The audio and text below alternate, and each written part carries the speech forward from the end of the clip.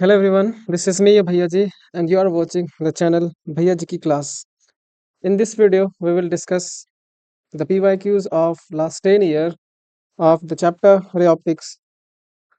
इस वीडियो में हम लोग पूरे डिटेल में डिस्कशन करेंगे कि PYQs को कैसे हैंडल करते हैं और क्वेश्चंस किस टॉपिक से ज़्यादा आता है, किस टॉपिक से कम आता है।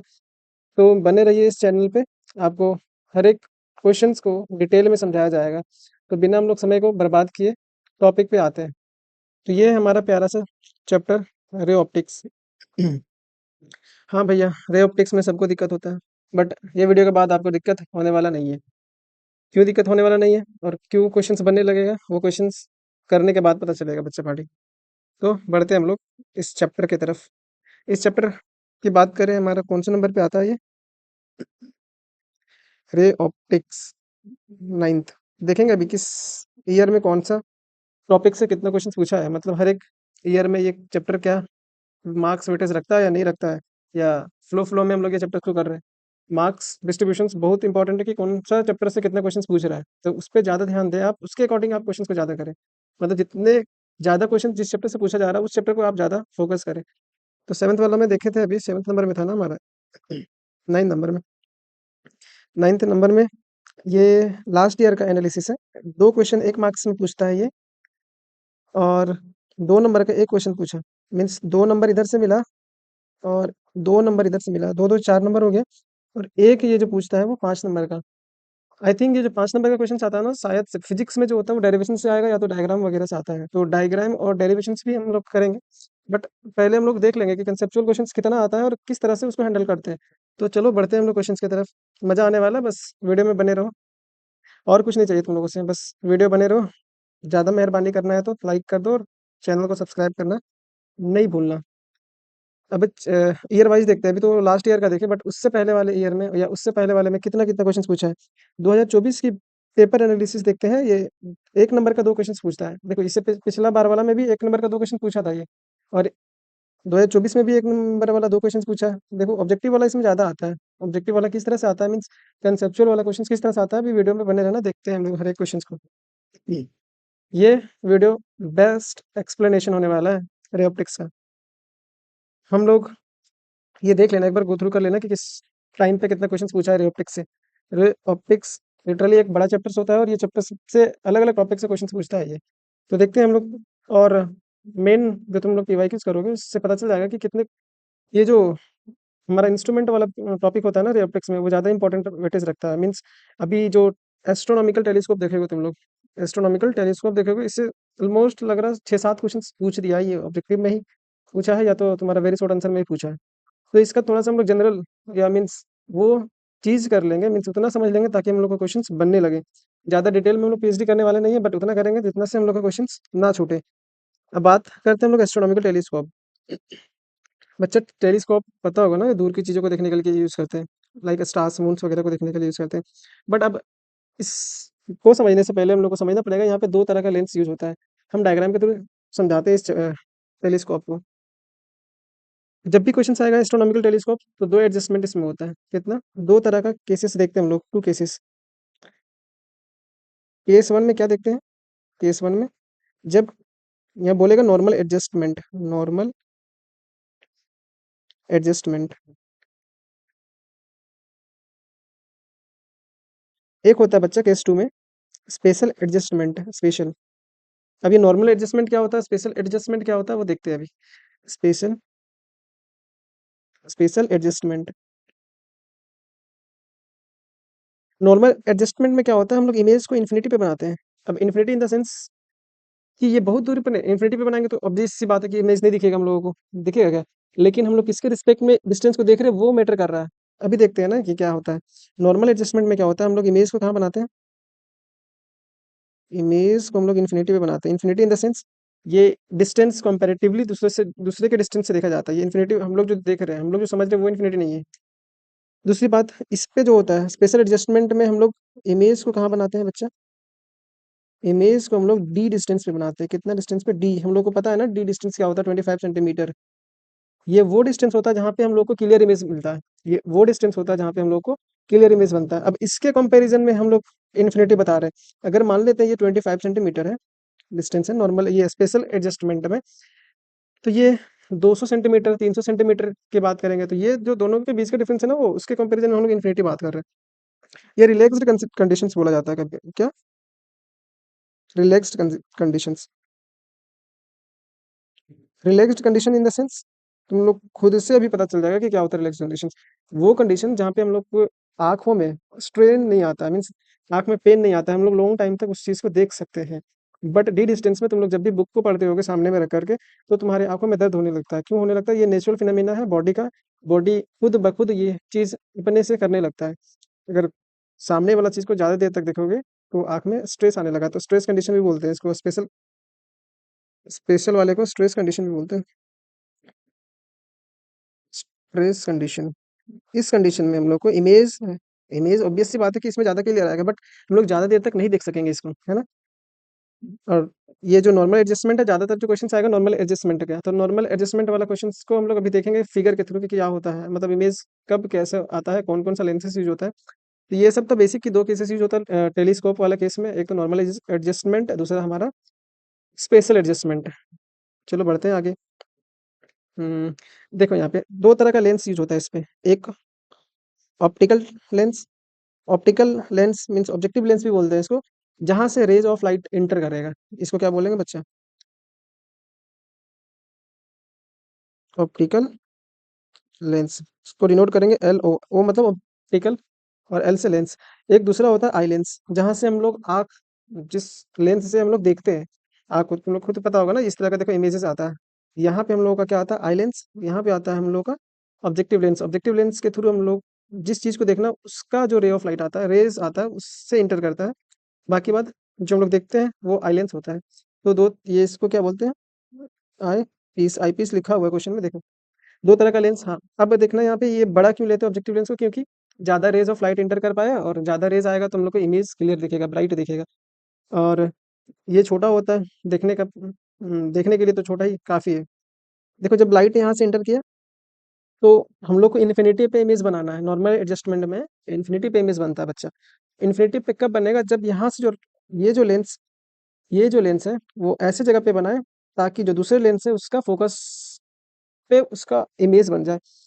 समझो, जब हमको इन्फिनिटी पे बनाना रहता है इमेज को तो फोकस पे ऑब्जेक्ट को रखना पड़ता है। तो इस तरह से इसको एडजस्ट करेंगे। मतलब ये जो आई लेंस होता है बच्चा, ये देखना यहाँ पे, ये इसको हम लोग एडजस्ट कर सकते हैं, इसको आगे पीछे कर सकते हैं। तो इस तरह से आगे पीछे करेंगे ताकि जो पहले लेंस से ऑब्जेक्टिव लेंस से इमेज जो बना वो दूसरे के लिए ऑब्जेक्ट की तरह ट्रीट करेगा। और ऑब्जेक्ट कहाँ रहना चाहिए? क्योंकि इमेज हमको इन्फिनिटी पे बनाना है, तो ऑब्जेक्ट को हम फोकस में रखेंगे। तो इस तरह से सेट करेंगे ताकि ऑब्जेक्ट कहाँ आ जाए? हमारा फोकस पे। तो ये फोकस है हमारा। तो यहाँ से यहाँ तक का डिस्टेंस एफ पी है। एफ ई मतलब focal length of eye lens. दूसरा यहाँ से यहाँ तक एफ ओ है, focal length of objective lens. तो देखो यहाँ से लेकर के यहाँ तक का डिस्टेंस देखना, यहाँ से लेकर के यहाँ तक का distance F O plus F E है ना। F O plus F E, देखो यहाँ से यहाँ तक का डिस्टेंस है एफ ओ, यहाँ से यहाँ तक का डिस्टेंस है एफ ई। तो अगर कभी भी लेंथ ऑफ टेलीस्कोप पूछे, लेंथ ऑफ टेलीस्कोप ट्यूब पूछे, तो क्या होता है इसका नॉर्मल एडजस्टमेंट में? F O plus F E. F O plus F ई।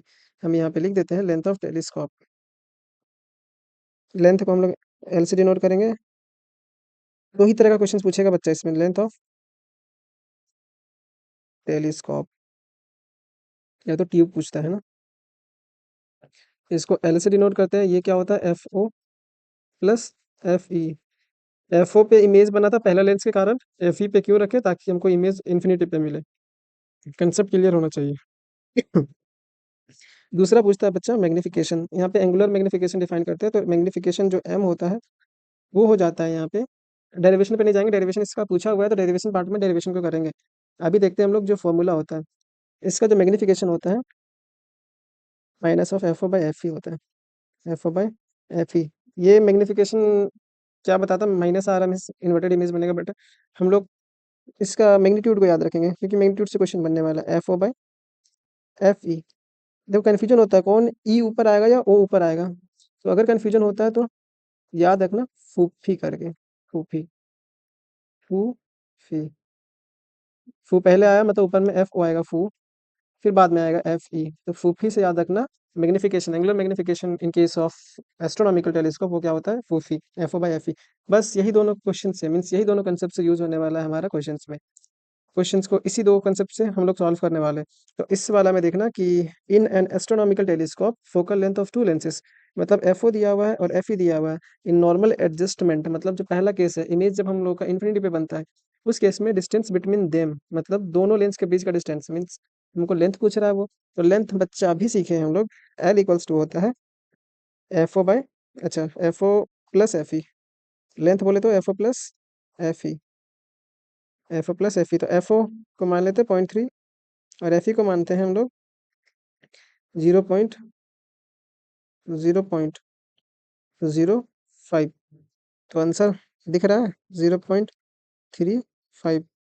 समझ रहा है कि नहीं? 0.35 ऑप्शन नंबर कौन सा होगा बच्चा? इसमें ज़्यादा टाइम लगा क्योंकि समझाने के लिए थोड़ा टाइम देना पड़ेगा बच्चों पार्टी। अब आगे बढ़ जाते हैं नेक्स्ट क्वेश्चन। देखो ये लोग भी सब यही टाइम पे आएगा, सारा हल्ला यही होगा। क्या ही करें, अभी रात के कितने बज रहे हैं? जितना ही बज रहा है रात में ही वीडियो रिकॉर्ड हो रहा है।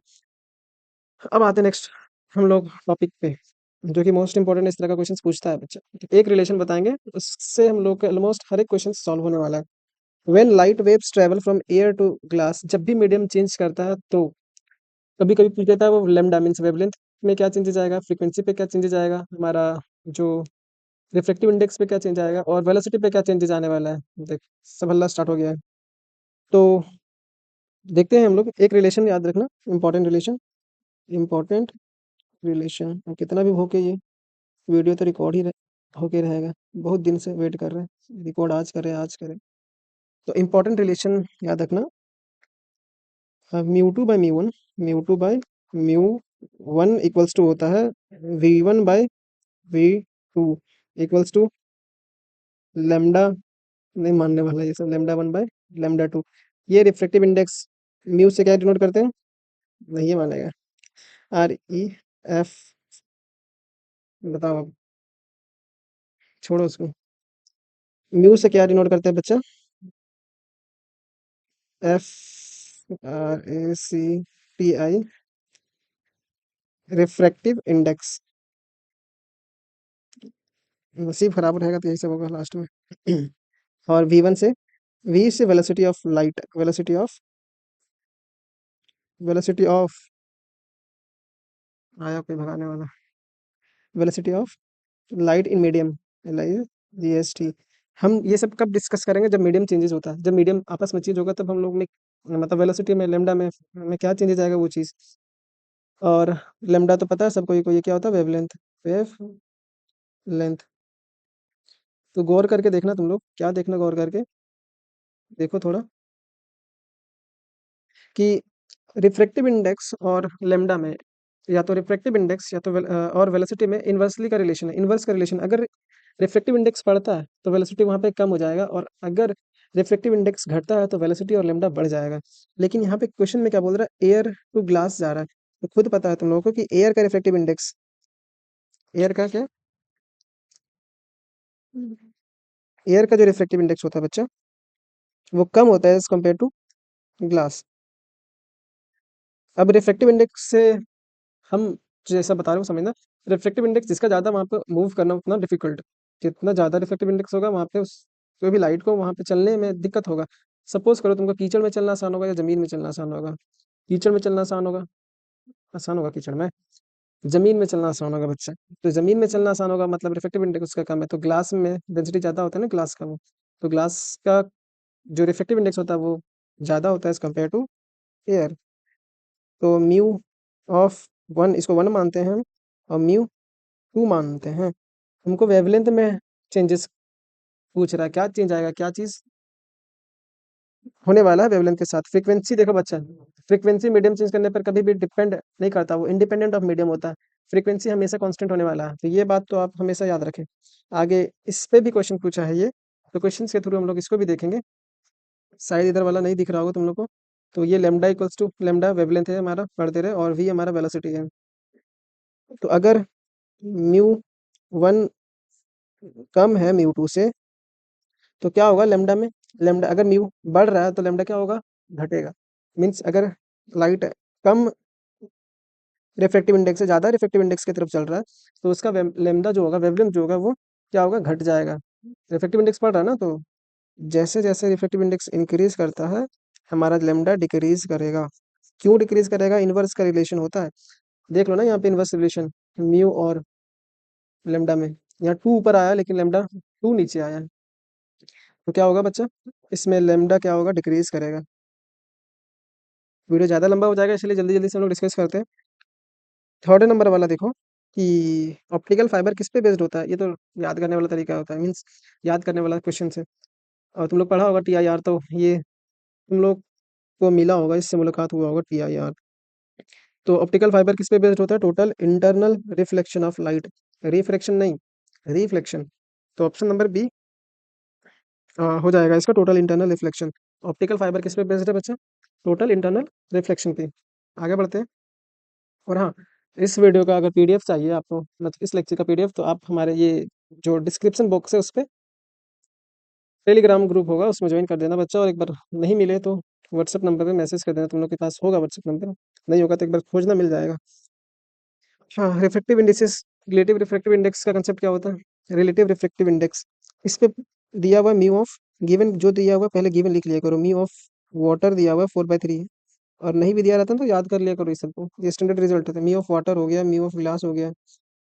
म्यू ऑफ ग्लास कितना दिया हुआ? 3/2। पूछा क्या है? Refractive index of glass, mu of G किसके रिस्पेक्ट में? वाटर के रिस्पेक्ट में, W। तो क्या होता है इसका formula? Mu of G by mu of W। जिसका रिफ्रैक्टिव इंडेक्स पूछा उसको ऊपर रखेंगे, जिसके रिस्पेक्ट में पूछा उसको नीचे रखेंगे, है ना। जिसको जिसके रिस्पेक्ट में पूछा उसको नीचे रखेंगे। तो म्यू ऑफ जी कितना आया? म्यू ऑफ जी 3/2 है। म्यू ऑफ W कितना है? 4/3। अब इतना तो सॉल्व कर सकते हो तुम लोग, तो क्या करना है इसका आंसर कमेंट सेक्शन में कमेंट जरूर करना, ताकि पता चले ना तुम लोग क्वेश्चंस करता है। वो नहीं कि मूवी देखते हैं हम लोग, यहाँ आ गया, क्या ही करें। भागेगा नहीं, भागेगा तो आने दो इसको वीडियो में। इसका आंसर जरूर कमेंट सेक्शन में कमेंट आउट करना तुम लोग। और थोड़ा बता देना कि हाँ हम लोग भी पढ़ते हैं, आप जैसे सोचते हैं वैसा नहीं होता, बट वैसा ही होता है, हमको भी पता है। डायोप्टर बच्चा, ये सब तो याद होना चाहिए। डायोप्टर किसका यूनिट होता है? पता होगा तुम लोग, पावर ऑफ अ लेंस होता है 1/f इन मीटर। यूनिट किस में रखते हैं? मीटर में। ये किसका फॉर्मूला है? पावर का, पावर ऑफ अ लेंस। तो इसका जो यूनिट होता है ना बच्चा, वो होता है डायोप्टर। OPTER, डायोप्टर किसका है? Power of a lens. Option number C, option number C. बढ़ जाते हैं आगे की तरफ, देखेंगे जिसमें ज़्यादा इंपॉर्टेंट क्वेश्चंस होगा, जिसको समझाने के लिए ज़्यादा एनर्जी चाहिए हम लोग को, उस पे हम लोग टाइम देने वाले हैं। फालतू का क्वेश्चन पे टाइम नहीं देने वाले हैं। फालतू का क्वेश्चन नहीं है, बट एक टाइम कम लेने वाला क्वेश्चन है, देख करके आंसर, मतलब एग्जाम में समय को सही से यूटिलाइज करने का, यही सबका योगदान होता है कि हाँ आप इस पे कम टाइम दीजिए और जिसमें ज़्यादा टाइम देना है उस पे टाइम दीजिए। बट इसी में इन लोग PhD करने लगता है तो क्या करें। When a lens is immersed in water, अब तुम लोग को पता होना चाहिए था ये कंसेप्ट, कि जब भी हम लोग लेंस को कोई दूसरे मीडियम में यूज़ करते हैं तो किसका कंसेप्ट आता है? एक लेंस है जिसमें इसका जो रेडियस ऑफ कर्वेचर R1 है, दो लेंसेस है इसमें, इसका R2 है। तो जब भी मीडियम, इसके आसपास का जो इर्द गिर्द का जो मीडियम है वो एयर है। एयर है, जब भी लेंस बनाया जाता है तो एक फॉर्मूला यूज़ करता है हम लोग, ताकि रिजल्ट हम लोग को मिले सही सही। तो वो जो रिजल्ट है, या तो वो जो फॉर्मूला है हम लोग का, वो आता है किसके कंसेप्ट से? Lens maker formula. Lens maker, क्या हो रहा है? Lens maker formula, lens maker. अधिकतर लोग को तो याद ही नहीं है ये, और याद भी है तो पता नहीं था कि यहीं पे यूज़ करते हैं। तो यहीं पे यूज़ करते हैं, वो कैसे समझ में आता है? वो आता है आपको प्रैक्टिस से, क्वेश्चंस करोगे तो समझ में आने लगेगा बच्चा। तो लेंस मेकर फॉर्मूला क्या होता है कि अगर आप मीडियम, लेंस के आसपास का मीडियम को चेंज करते हैं, तो उसके जो फोकस होता है, फोकस जो ऑफ लेंस जो होता है वो चेंज हो जाता है। तो फोकस ऑफ लेंस जो हम लोग लिखते हैं, तो 1/f जो होता है वो, अब लेंस का, अभी लेंस मेकर फॉर्मूला देखेगा बट याद नहीं कर पाएगा कोई। बहुत कोई याद कर लेगा, बट आधा कोई तो देख करके डर जाएगा कि मेरा एक नंबर नहीं आया चलेगा, बट लेंस मेकर फॉर्मूला को याद नहीं करेंगे, तो मत करना। म्यू एल, म्यू एल, रुक जाओ रुक जाओ, mu L by mu S. -1। अभी रुक जाओ, सब बताने वाले। ये म्यू एल म्यू एस पूछ रहा है कौन क्या क्या है, सब बताएंगे। सब्र रखो थोड़ा। 1/r1 -1/r2। चलो देख लेते हैं म्यू एल क्या है। Refractive index of lens, R E F. समझ है ना, आर ई एफ मतलब क्या होता है, ये नहीं कि आपको स्पेलिंग नहीं आता है। Refractive index of lens, mu S, refractive I N index of surrounding, आस पास का जो रिफ्रैक्टिव इंडेक्स है, refractive index of surrounding. R1 R2 यही होता है इसका रिफ्रैक्टिव इंडेक्स। तो देखते हैं अब लोग फोकस में क्या चेंजेस होगा। अब देखो, ये एयर से क्या कर दिया कन्वर्ट, इसमें वाटर में कन्वर्ट किया हुआ है, मीन्स वाटर में डाल दिया। एयर का रिफ्रैक्टिव इंडेक्स तो 1 होता है ना, एयर का जो म्यू होता है वो 1 होता है। और वाटर का भी याद करने बोले, अभी फिलहाल कुछ ही मिनट पहले बोले कि याद कर लो। वाटर का क्या होता है, म्यू ऑफ वाटर 4/3, मतलब 1.33 होता है समथिंग, 4/1.33। लेकिन लेकिन हाँ ठीक है। और लेंस का जो होता है ना, लेंस म्यू ऑफ एल होता है, वो याद रखना तुम लोग 1.5 होता है, 1.5। जब ये लेंस आएगा तो तुम लोग 1.5 ले करके बनाना। अब कुछ नहीं करना है, सिर्फ वैल्यू रखना है और देखना है कि बढ़ रहा है या घट रहा है। हम 1/f, कलर चेंज कर लीजिए। चलो भैया कलर चेंज कर लिए। 1/f equals to mu L. Mu L हमारा 1.5 है, by mu S. Mu S कितना है, 1.33 -1। 1/r1, तो आर ही होगा माइनस। देखो इसका जो आर होगा इस वाले साइड का, वो पॉजिटिव आएगा क्योंकि इधर साइड इसका रेडियस होगा कहीं। लेकिन इसका नेगेटिव आएगा, क्यों, रे ऑफ लाइट के अपोजिट होता है तो उसको नेगेटिव लेते हैं, तो नेगेटिव नेगेटिव पॉजिटिव 1/r हो जाएगा। ये ओवरऑल एक पॉजिटिव नंबर देने वाला है। क्यों पॉजिटिव देने वाला है, ये 1 से छोटा है, मतलब 1 से ऊपर, न्यूमरेटर अगर बड़ा है, 1 से बड़ा है तो ये क्या होगा, और 1 से छोटा है मतलब न्यूमरेटर से छोटा है तो 1 पॉइंट समथिंग आएगा, कुछ 1 पॉइंट मान लेते हैं 1 ही आएगा। तो 1.1 -1 करेंगे तो 0.1 आने वाला है, 0.1, और इधर आ जाएगा 2/r। तो देखना 1/f इक्वल्स टू, इसको हटा दो, कितना आया, f इक्वल्स टू क्या हो जाएगा, ये काट दो, f इक्वल्स टू 5r आ जा रहा है। मतलब ये ओवरऑल क्या हो रहा है, फोकस बढ़ रहा है। फोकस क्या हो रहा है, रेडियस के 4 गुना ज़्यादा हो जा रहा है, मतलब बढ़ रहा है फोकस। ये यहाँ से तुम लोग कंपैरिजन करना है, ये दोनों के लिए तो सेम होने वाला है। उसके केस में भी ये वाला तो कांस्टेंट, मीडियम चेंज करने पे उसका रेडियस ऑफ कर्वेचर तो लेंस का सेम ही रहता है ना। अब यहाँ पे अगर पॉजिटिव आ रहा है तो इसका इन्वर्स लोगे तो ये क्या होगा, ये बढ़ेगा ही ना। 1.1 है, खुद से देखो क्या होगा, 1.1 है बच्चा। इसको डिवाइड करोगे तो 0.1 मान लेते हैं, तो इसको हटाओगे तो 10 आएगा। तो इसका इन्वर्स लोगे, इन्वर्स लोगे तो ओवरऑल क्या होने वाला है, फोकस 10 गुना ज़्यादा होने वाला है, मीन्स ओवरऑल बढ़ने वाला है लेंस। तो याद रखना, जब भी हम लोग कम रिफ्रैक्टिव इंडेक्स से ज़्यादा रिफ्रैक्टिव इंडेक्स में लेंस को डाल देते हैं तो उसका क्या होता है, फोकस जो होता है वो बढ़ जाता है। एक बार खुद से अगर एग्जैक्ट चाहिए तो एक बार तुम लोग खुद से डेटा ले लेना, कुछ आर का वैल्यू वगैरह। बट इसी तरह से तुम लोग एनालिसिस कर करके क्या करना, क्वेश्चन को सॉल्व करना इस तरह से, lens maker formula. Lens maker formula कब यूज़ करते हैं, जब हम लोग लेंस के आसपास वाला, मतलब सामने वाला मीडियम्स को चेंज कर देते हैं, तब हम लोग लेंस मेकर फॉर्मूला का यूज़ करते हैं to find the exact focal length of the lens. अब आता है मैग्निफिकेशन। अभी बताया था magnification in normal condition, normal adjustment में मैग्निफिकेशन क्या आया था, ये बताओगे। चलिए हम ही बता देते हैं, अभी याद करवाएं। मैग्निफिकेशन जो एंगुलर मैग्निफिकेशन होता है, फूफी से याद किए। फूफी नहीं याद रख पाएगा तो क्या याद रखेगा, FO/FE। बहुत सारा आंसर तो ये दे करके निकल गया था, चलिए आगे बढ़ाइए। बट ये क्या होता है, length of telescope, FO/FE, answer C. अब देख, the image form by simple microscope. इससे तो डर लगता होगा आपको कि माइक्रोस्कोप आगे इंस्ट्रूमेंट वाला पार्ट, डरना नहीं है। सबसे पहले आपने, अब क्या करेंगे हम लोग, थोड़ा सा इन्फॉर्मेशन देखेंगे, थोड़ा सा, ज़्यादा नहीं। तो सिंपल माइक्रोस्कोप, ये तो पता होगा ना माइक्रोस्कोप क्यों यूज़ करते हैं, छोटी चीज़ों को बड़े करने के लिए, ताकि हम लोग अच्छे से देख सकें, उसको आसानी से देख सकें। हाँ, सिंपल माइक्रोस्कोप में एक ही लेंस यूज होता है। देख, हम लोग इमेज को यहाँ पे रखें, सॉरी ऑब्जेक्ट को यहाँ पे रखें, इमेज बड़ा मिल गया, इमेज क्या मिला, बड़ा मिल गया। अब पता होगा तुमको, थोड़ा सा इमेज का प्रॉपर्टी जानने के लिए एक बार देख लो। इरेक्ट, इरेक्ट होता है, एक होता है इन्वर्टेड, इरेक्ट इन्वर्टेड, ये सब टर्म्स आएगा। रे ऑप्टिक्स को आप डील कर रहे हैं, मीन्स लेंस को डील कर रहे हैं, तो लेंस में ये सब तो उसका सहपाठी है, मतलब एकदम जिगरी दोस्त। दूसरा चीज दिखेगा तुमको, रियल। तो एक बार तो इसके बारे में देख लेते हैं, एंड वर्चुअल। रियल और वर्चुअल। इरेक्ट मतलब सीधा इमेज। अगर तुम यहाँ पे खड़ा हो और आईना यहाँ है, तो अगर इसी तरह से इमेज बन गया बच्चा, तो ये क्या है, तुम जिस तरह से खड़े हो उसी तरह से इमेज बन गया, तो ऐसे इमेज इसको क्या बोलते हैं, इरेक्ट। लेकिन यही चीज उल्टा बन जाता, क्या बनता, डुप्लीकेट करके इसको उल्टा कर देते हैं 180 डिग्री से, तो देखो इमेज तो बना, लेकिन आपका मुंडी जो है नीचे आ गया और पैर ऊपर हो गया। तो ऐसे इमेजेस को हम लोग क्या बोलते हैं, इन्वर्टेड। इन्वर्टेड,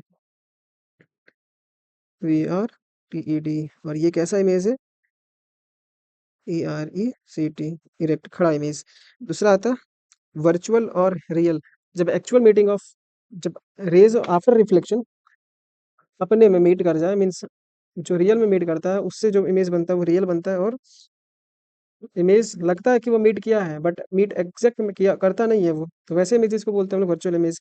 वर्चुअल इमेज मतलब, याद रखना कि इमेज के जस्ट पीछे बने इमेज। अभी तुम्हारा जो इमेज बना वो क्या बना, इमेज ये मिरर के पीछे बना, तो वैसे इमेजेस को हम लोग बोलते हैं वर्चुअल। जब भी इमेज के पीछे, इमेज के पीछे नहीं भाई, मिरर के पीछे इमेज बनता है, तो वैसे इमेजेस को क्या बोलते हैं हम लोग, वर्चुअल इमेज।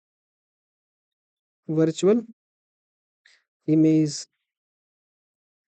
और इमेज अगर इसी डायरेक्शन में बन जाए, जिस मिरर के सामने, front in front of the mirror अगर बनता है इमेज, तो वैसे केसेस में हम लोग किस क्या बोलते हैं इसको, रियल इमेज बना है। क्या बना है, इमेज हमारा रियल बना है, रियल इमेज। चलिए, समझ तो आ गया। अब देख लेते हैं हम लोग को इमेजनरी, अभी वर्चुअल जो होता है ना, इसको इमेजनरी भी बोल देता है इन लोग, इमेजनरी। वर्चुअल को इमेजनरी भी बोल देता है ये सब। चलिए, बोल देता है तो हम लोग भी बोल देंगे। Image formed by simple microscope. देखना, जैसा इसका सिर ऊपर है उसी तरह से सिर ऊपर बना हुआ है, तो सिंपल माइक्रोस्कोप में जो इमेज बनता है वो कैसे बनता है, अभी बोले थे अगर तुम्हारा सिर ऊपर है और तुम्हारा इमेज का भी सिर ऊपर है, तो वैसे इमेजेस को इरेक्ट बोलते हैं। कैसा बना, इरेक्ट। और देखो, मिरर मीन्स लेंस के सामने बन गया, in front of the lens बना। अगर इसके पीछे बनता तो वर्चुअल होता, इसके सामने बना है तो इसको क्या बोलेंगे, रियल। रियल बना ना, रियल। तो रियल और इरेक्ट, ऑप्शन नंबर सी। चमका कि नहीं चमका, चमक गया भैया। अब आगे चमकाइए। ये सब फॉर्मूला वाला पूछ देता है ना, जिस पे हमको टाइम भी देने का मन नहीं करता, कि if the focal length of a lens is F metre, then the value of its power. Focal length metre में दे दिया है बच्चे, तो पावर का अभी ये फॉर्मूला पढ़े हैं। पावर इक्वल्स टू होता है 1/f इन मीटर। तो 1/f कहाँ दिख रहा है, 1/f। और यूनिट को पता ही ना, यूनिट डायोप्टर होता है। यूनिट क्या होता है, डायोप्टर। जल्दी जल्दी से 20 क्वेश्चन को करना है, शायद ज़्यादा टाइम चला जा रहा है। The focal length of objective lens of N astronomical telescope is 20 FO। Objective दिया हुआ है, लेंस FO कितना दिया हुआ है, 20 सेंटीमीटर। गिवन दिया हुआ है, ये सब क्या दिया हुआ है, गिवन। और लेंथ ऑफ टेलीस्कोप दिया हुआ है 25 सेंटीमीटर, मतलब एल का वैल्यू दिया हुआ है 25 सेंटीमीटर। चलिए, बहुत अच्छा है। पूछता है ये magnification of telescope in normal adjustment. तो नॉर्मल एडजस्टमेंट में जो मैग्निफिकेशन होता है, नॉर्मल एडजस्टमेंट में, नॉर्मल एडजस्टमेंट में जो मैग्निफिकेशन एम होता है बच्चा, वो क्या होता है, अभी फूफी से याद करवाए ना, कितना फूफी फूफी करवाएगा तुम्हें। एफ, ले, FO/FE। तो FO तो मिला है हमको, FE चाहिए ना, FE चाहिए, तो FE के लिए L इक्वल्स टू पता है ना, FO+FE। ये 25, तो FE चाहिए हमको, तो 25 - FO, तो क्या हो जाएगा, FE। सिंपल है, बोले ना, जब भी एस्ट्रोनॉमिकल टेलीस्कोप से पूछेगा तो यही दो यूज होगा फॉर्मूला, एक तुम्हारा मैग्निफिकेशन, एक हमारा लेंथ वाला। FE इक्वल्स टू क्या दिया हुआ है, 25 - FO 20 है, तो 5 सेंटीमीटर आया। अब मैग्निफिकेशन में रख देते हैं, FO दिया हुआ है 20 और 5। आंसर कहाँ पे डालोगे, डिस्क्रिप्शन बॉक्स में बच्चा चमकना चाहिए आंसर से ये सब का। पहले कोई भी क्वेश्चन को करने से पहले, समझने से पहले आप वीडियो को पॉज करें, उसके बाद खुद से सॉल्व करें। नहीं बनता तब आप सॉल्यूशन को देखें, और सॉल्व कर लिए तो आप देखें कि आप किस अप्रोच से सॉल्व किए हैं और हमारे भैया जी किस मेथड से सॉल्व किए हैं। चलो आगे देखते हैं 11th नंबर वाला। When a ray of light passes from medium one medium two another, which of the following does not change. बोले थे एक मीडियम से जब भी दूसरे मीडियम में ट्रांसफर करता है हमारा रे ऑफ लाइट, या ट्रेवल करता है, अगर इसका रिफ्लेक्टिव इंडेक्स म्यू 1 है, दूसरा का म्यू 2 है, अगर यहाँ से ट्रेवल करता है ये, तो क्या चीज़ सेम रहता है? बताओ बच्चा। अगर म्यू 2 ज़्यादा है म्यू 1 से, तब बेंड कर जाएगा नॉर्मल की तरफ, और हमारा फ्रीक्वेंसी जो होता है हमेशा रिमेन कांस्टेंट होता है। एक मीडियम से दूसरे मीडियम में ट्रेवल करते समय फ्रीक्वेंसी चेंज नहीं करता है। चलिए आगे बढ़ते हैं। फिर से पूछ दिया, the length of N astronomical telescope in normal adjustment, कितना बार पूछा है? आप जितना बार पूछोगे उतना बार जवाब देंगे। क्वेश्चन कितना, ये कौन से ईयर में आया है? 2017 में एक नंबर का क्वेश्चन में आता है ये सब। तो इसका जो लेंथ होता है F O plus F E, option number C. बढ़ते हैं आगे। The bottom of the pond appears to be slightly elevated because, elevated मतलब उठा हुआ है। तुम लोग एक ग्लास वाला नहीं अभी देखा है, ग्लास वाला एक्सपेरिमेंट, तो तुम लोग खुद से वो हल्दी वाला एक्सपेरिमेंट नहीं करना तुम लोगों को। हल्दी वाला तो बहुत किया तुम लोग की, ग्लास के में हल्दी रख रख के ये तुम लोग वीडियो बनाया है ना, क्या ही बोले। यहाँ पे एक कॉइन रखा हुआ है, कॉइन को नीचे बना ले। कॉइन को जब नीचे बनाओगे तो तुम ऊपर से जब भी देखोगे ना इसको, ऊपर से जब भी देखोगे तो ये क्या दिखता है कि कॉइन ऊपर उठा हुआ है। कॉइन इस जगह पे ना होकर के कहीं इस जगह पे दिखेगा, क्यों दिखता है इस तरह से? चलिए देखते हैं थोड़ा कंसेप्ट।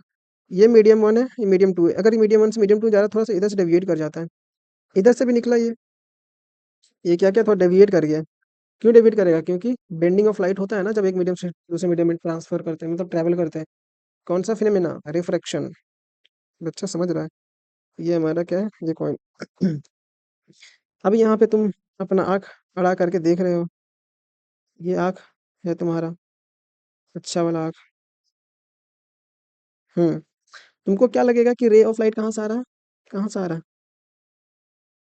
देखते हैं कहाँ से आएगा। जब तुम इसको बेंड करोगे तो तुमको लगेगा ये कॉइन यहाँ रखा हुआ है। क्यों लगा? क्योंकि जब एक्चुअल में मीट करता है, एपियर्स कर रहा है, एक्चुअल में है नहीं, ये वर्चुअल इमेज इसका दिख रहा है। कहाँ पे दिख रहा है? इसके ऊपर में। तो क्यों दिखता है ऐसा? कौन सा फिनोमेना के कारण ये बेंड कर रहा है लाइट? रिफ्रैक्शन के कारण ना, तो रिफ्रैक्शन हो जाएगा यहाँ पे, रिफ्रैक्शन फिनोमेना के कारण। समझ में आया बच्चा? हाँ भैया समझ में आ गया। अब आगे बढ़ाइए, आगे बढ़ाइए स्लाइड को, ये सब बच्चा वाला क्वेश्चन नहीं करते। हाँ ये आया अपना कंसेप्चुअल क्वेश्चन 2015 में पूछा है, बट रिपीटेशन होता है क्वेश्चंस का, पीवाईक्यू है भाई। In a white light spectrum produced by dispersion through a prism, कुछ समझ नहीं आया। तो लिस्ट डेविएशन कौन सा लाइट करेगा? सबसे पहले हम बता लेते हैं तुम लोग को कि प्रिज्म होता क्या है। ये रहा हमारा प्रिज्म। यहाँ से जब व्हाइट लाइट ट्रेवल करता है ना, ये लो, ये व्हाइट लाइट है, ये 7 कलर्स में बढ़ जाता है। प्रिज्म से जब पास करवाते क्या हुआ, ले हो जा सही, 7 कलर्स में बढ़ जाता है। अब पता रहना चाहिए कि ऊपर में सबसे कौन होता है और नीचे कौन होता है। ठीक है, ऊपर में कौन होता है, नीचे में कौन होता है, तो तुम लोग को पता होगा विबिग्योर, नाम तो सुना ही होगा। VIBGYOR,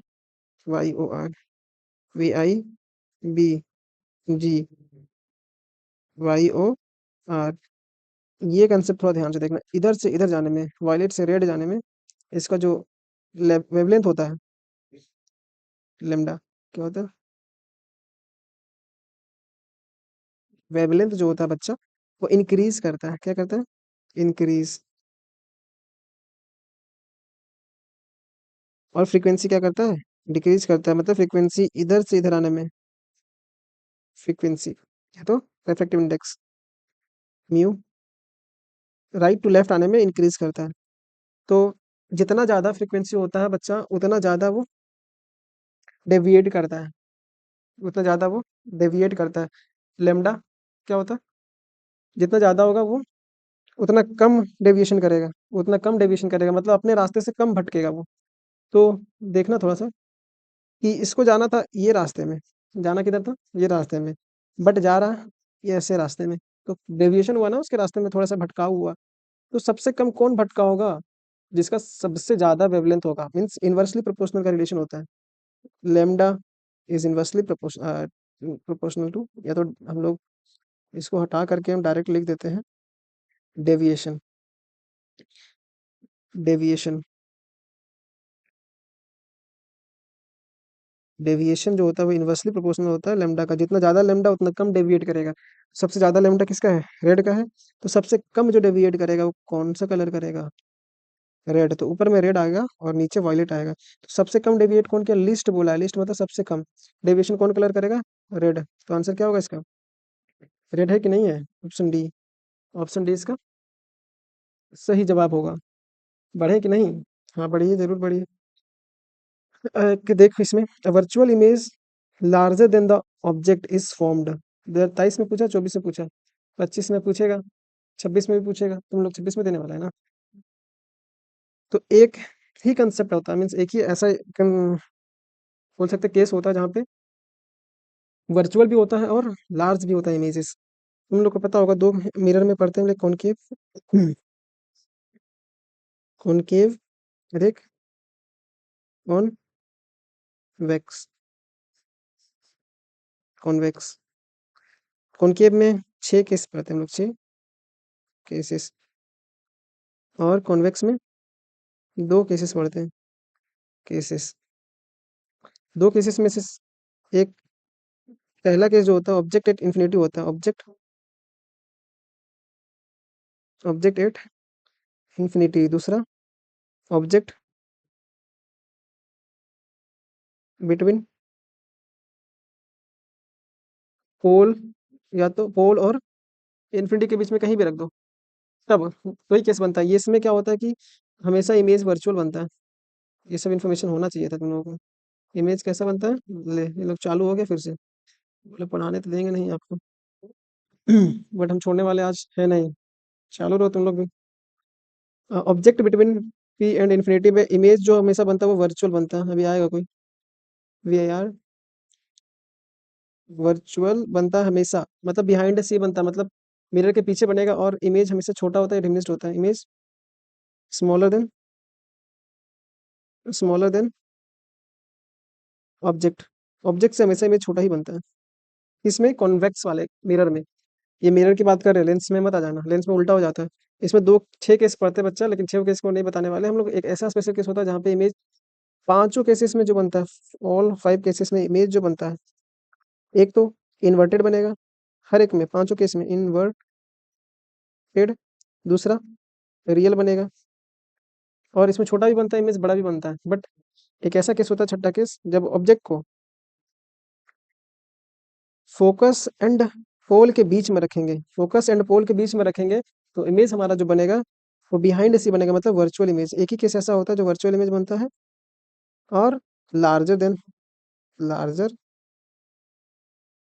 then object. ऑब्जेक्ट तो कौन सा होगा? कॉनकेव मिरर के केस में। सारा केसेस यहाँ पे मेंशन है, तुम लोग रे डायग्राम को भी एक बार देख लेना, ट्रेस करके देख, ड्रॉ करके प्रैक्टिस कर लेना। ये डायग्राम भी पूछ देता है कभी, ड्रॉ कीजिए वो केस जिसपे इमेज वर्चुअल बना था और लार्जर देन द ऑब्जेक्ट बना था। तब ये मत बोलना कि हम लोग तो इससे मुलाकात ही नहीं हुआ है। बढ़ते हैं आगे 16 में, with increase in wavelength. Wavelength को इंक्रीज करेंगे तो वैल्यू ऑफ रिफ्लेक्टिव इंडेक्स बताए थे, mu two by mu one. ये रिलेशन को एकदम सीने से लगा लो। Mu two by mu one equals to V1 by V2 equals to lambda one by lambda two, lambda one by lambda two, means lambda is inversely proportional to 1/μ। मतलब mu बढ़ेगा तो इफेक्टिव लेमडा घटेगा, lambda बढ़ेगा तो mu घटेगा। Increase करे lambda को तो म्यू क्या होगा? डिक्रीज करेगा बच्चा। म्यू क्या करेगा? डिक्रीज करेगा। ये रिलेशन अच्छे से याद रखना। बढ़ते हैं आगे, क्रिटिकल एंगल। ये सबसे अच्छा अच्छा टॉपिक है। क्रिटिकल एंगल क्या होता है? अब एंगल बात करें तो ये एंगल ही होगा, थीटा सी से डिनोट करते हैं। तो ये एंगल वो एंगल होता है इंसिडेंट रे का, इंसिडेंट एंगल का वो एंगल जब हमारा रिफ्रैक्टेड एंगल 90 डिग्री हो जाता है। वही है ना क्रिटिकल TIR का कंडीशंस वगैरह, समझो फिगर से। Denser medium, rarer. अगर ये एक नॉर्मल ड्रॉ करते हैं, यहाँ से लाइट गया, तो नॉर्मल और इंसिडेंट रे के बीच का जो एंगल होता है वो एंगल ऑफ इंसिडेंट होता है। अगर ये 90 डिग्री हो जाए, ये क्या हो जाए, पूरा इस सरफेस पे फ्लैट हो जाए। हम्म, ये सरफेस पे पूरा फ्लैट हो जाए, देखो ये, तो क्या हुआ, ये तो नॉर्मल था, ये रिफ्लेक्टेड रे था, रिफ्रैक्टेड रे, रिफ्रैक्टेड रे। तो इस केस में ये जो एंगल हुआ वो 90 डिग्री हो गया, यही एंगल को हम लोग क्या बोलते हैं, इंसिडेंट एंगल को क्रिटिकल एंगल, आईसी। अब इसको डिराइव करते हैं हम लोग। डिराइव कैसे करेंगे, हम लोग पता है स्नेल्स लॉ के अकॉर्डिंग, स्नेल्स लॉ पता है, म्यू 1, ये, चलो, म्यू 1 म्यू 2, तो म्यू 1 इंटू साइन, यहाँ पे म्यू 2 है, चलो म्यू 2 कर लो, mu 2 into sine of I equals to mu 1 into sine of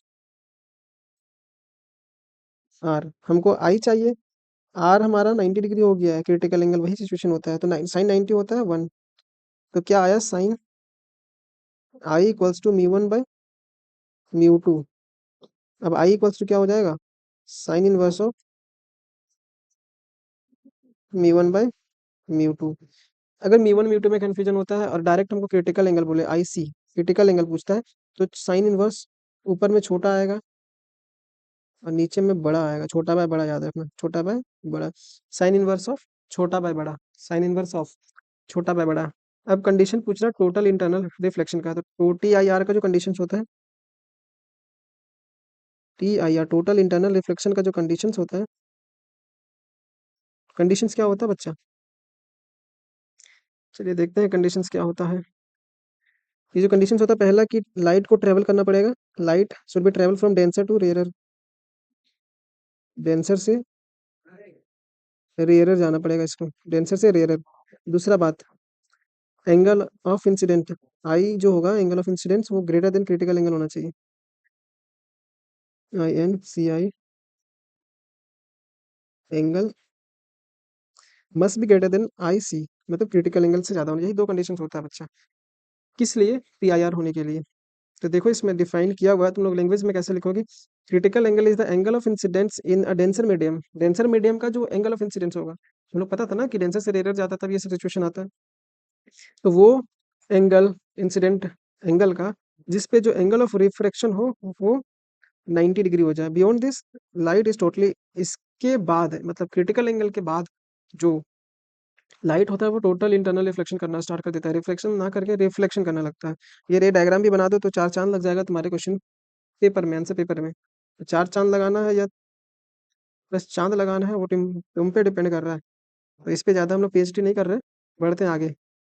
अब इसमें डेरिवेशन पूछ दिया कि मिरर फॉर्मूला कॉन्वेक्स मिरर के लिए, तो अभी हम लोग डेरिवेशन पार्ट को नहीं करेंगे, बट हम लोग बेसिक इसका फॉर्मूला देख लेते हैं। फॉर्मूला देखते हैं, फॉर्मूला क्या होता है मिरर के केस में, मिरर फॉर्मूला देख लेते हैं। इसको खाली हाथ तो जाने नहीं देंगे, कुछ ना कुछ तो सेवा करेंगे। मिरर फॉर्मूला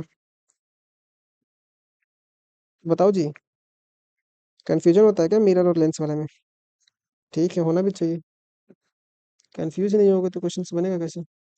ये होता है मिरर के केस में 1/f equals to 1/v, 1/v, pen भी जवाब देने लगा, बोले तो नहीं पढ़ाइए, प्लस 1/u।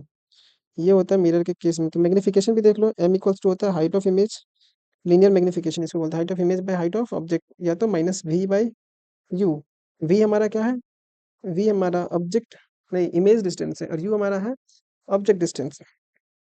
चलो ये तो हम लोग मिरर के केस में देखे थे, अब लेंस फॉर्मूला देख लेते हैं। Lens formula, lens formula, lens formula की बात करें तो लेंस फॉर्मूला में सिर्फ साइन का चेंजेस होता है, 1/f इक्वल्स टू होता है 1/v माइनस 1/u। ये बात तो सही है, लेकिन अब इसमें थोड़ा सा चेंजेस होता है मैग्निफिकेशन वाले में। मैग्निफिकेशन में क्या चेंजेस होता है देखते हैं अभी। ब्लू कलर पसंद नहीं आ रहा हमको। मैग्निफिकेशन, एंगुलर मैग्निफिकेशन होता है जो हाइट ऑफ इमेज, इसमें भी होता है बाय हाइट ऑफ ऑब्जेक्ट, लेकिन यहाँ पे जो चेंज होता है वी बाई यू होता है, सिर्फ वी बाई यू। तो ये दोनों फॉर्मूला को अच्छे से याद रखना, मिरर फॉर्मूला, लेंस फॉर्मूला और लेंस मेकर फॉर्मूला तुम लोगों को पीछे बता ही दिए। डेरिवेशन इसके लास्ट पार्ट में हम लोग इस चैप्टर का डेरिवेशन जितना भी पूछा है, compound, simple microscope, compound microscope और टेलीस्कोप, और भी कुछ कुछ लेंसेज वाला कॉम्बिनेशन पूछता है। देखो हुज फ्रीक्वेंसी इज मोर, जिसका लेमडा कम होगा फ्रीक्वेंसी उसका सबसे कम होगा। तो वे भी की ओर से पूछे थे ना, V I B G Y O R, यही सब आने वाला है। तो सब इधर से इधर जाने में लेमडा इंक्रीज करता है, और लेमडा और फ्रीक्वेंसी पे इन्वर्सली प्रोपोर्शनल का रिलेशन होता है। Lambda is inversely proportional to, या तो फ्रीक्वेंसी कर देते हैं, फ्रीक्वेंसी म्यू से डिनोट करेंगे, is inversely proportional to lambda. मतलब लेमडा जितना ज्यादा फ्रीक्वेंसी उतना कम। हमको पूछा मोर किसका ज्यादा होगा, जिसका कम लेमडा होगा। तो लेमडा रेड का कम होता है या वॉयलेट का? देखो वॉयलेट इधर आ रहा है, मतलब लेमडा कम है, तो फ्रीक्वेंसी इसका ज्यादा होगा, तो violet have more wavelength, sorry more frequency. तो आंसर क्या हो जाएगा इसका? वॉयलेट कलर का ज्यादा फ्रीक्वेंसी होगा, मोर मोर फ्रीक्वेंसी। वीडियो ज्यादा लंबा हो रहा है, हम लोग स्टॉप करेंगे। देखो इक्विवेलेंट लेंस, जब दो लेंसेज को, इसका भी डेरिवेशन है, डेरिवेशन पार्ट में इसको डिराइव करेंगे, बट हम लोग थोड़ा सा देख लेते हैं। जब दो लेंसेज को आपस में कंबाइन करते हैं, तो एक हम लोग ऐसा एक सिचुएशन मान लेते हैं कि इसको सिंगल लेंस में रिप्लेस कर देते हैं। जैसे रेसिस्टेंस देखते थे ना, इक्विवेलेंट रेसिस्टेंस, हर एक रेसिस्टेंस का कॉम्बिनेशन को एक ऐसा रेसिस्टेंस मान लेते थे जो सबके बराबर होता था। तो ए- इसका अगर फोकल लेंथ f1 है, इसका फोकस अगर f2 है, तो f इक्विवेलेंट का जो फोकस होता है, फॉर्मूला देख लो, 1/f1 प्लस 1/f2। अगर पावर की बात करता, दो कॉम्बिनेशन, दो लेंसेज का कॉम्बिनेशन जो पावर इक्विवेलेंट पावर होता है वो क्या होता है? P इक्विवेलेंट जो होता है P1 प्लस P2 क्यों होगा? 1/f ही तो पावर होता है ना, पावर इक्वल्स 1/f होता है, तो 1 बाय इसको P से डिनोट कर दिए, मतलब रिप्रेजेंट कर दिए, P equals to P1 plus P2। समझ में आया? दो लेंसेज कॉम्बिनेशन, सब इसका डेरिवेशन देख लेंगे हम लोग आगे वाले पार्ट में। ये फोकल लेंथ क्या होगा, तो फोकल लेंथ हम लोग 1/f equivalent equals to 1/f1 plus 1/f2। अगर तीन होता है तो 1/f1 plus 1/f2 plus 1/f3 हो जाता। बस आज के क्लास में इतना ही करेंगे हम लोग। उम्मीद करते हैं हम लोग क्या, हम उम्मीद करते हैं कि तुम लोग को वीडियो अच्छे से समझ में आया होगा। और कहीं भी दिक्कत हुआ हो तो एक बार कमेंट सेक्शन में जरूर बताना। और वीडियो बनाने में बहुत मेहनत होता है बच्चा, एक बार अपने दोस्तों के तक शेयर करना, और आगे का बात तुम लोग जानता है कि सब्सक्राइब भी करना होता है और लाइक भी करना रहता है। बट अगर पसंद आया होगा तभी सब्सक्राइब करना और लाइक करना। मिलते हैं हम लोग नेक्स्ट वीडियो में, तब तक के लिए ऑल द वेरी बेस्ट।